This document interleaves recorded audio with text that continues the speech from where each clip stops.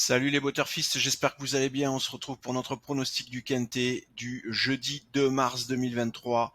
Départ à 13h50 sur l'hippodrome de Vincennes. R1C1, prix Émile Alix Courboy. Une course d'athlée dotée d'une allocation de 75 000 €, 2700 mètres à parcourir pour les 13 partants âgés de 6 à 10 ans. Piste en marche fer, corde à gauche. En complément d'information, sachez donc qu'il s'agit d'une course pour les 6 à 11 ans inclus ayant gagné au moins 160 000 €, mais pas 400 000 € au cours de leur carrière.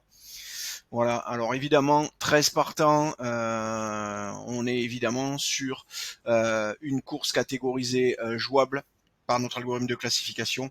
Rien d'étonnant à cela, évidemment, 13 partants, sachant que sur du quintet, on a l'habitude de vous donner des sélections en 8, on est donc à plus de la moitié du nombre de partants dans notre sélection. En général, les taux de réussite sont plutôt élevés, et pas que les nôtres, évidemment, ceux de l'ensemble des pronostiqueurs et des joueurs, ce qui fait que les rapports sont en général relativement faibles. On va aller voir tout de suite cette sélection concoctée par nos algorithmes pour ce quintet sur l'hippodrome de Vincennes jeudi.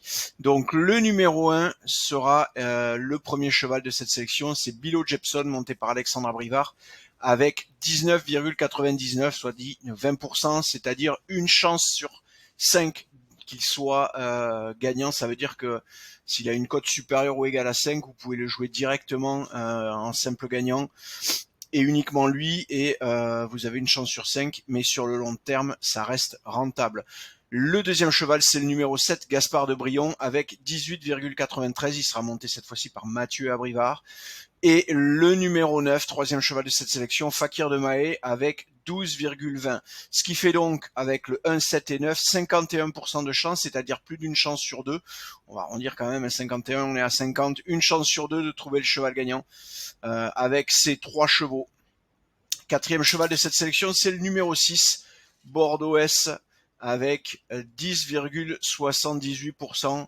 Le numéro 12 vient ensuite Falco d'Avaroche avec 8,99.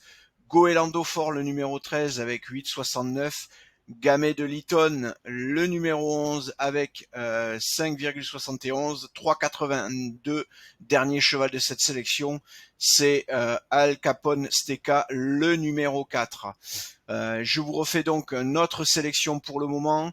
1, 7, 9, 6, 12, 13, 11, 4. Encore une fois, 1, 7, 9, 6, 12, 13, 11, 4. Vous le voyez, on a quand même de jolies démarcations. Les deux premiers chevaux se trouvent autour de 20%.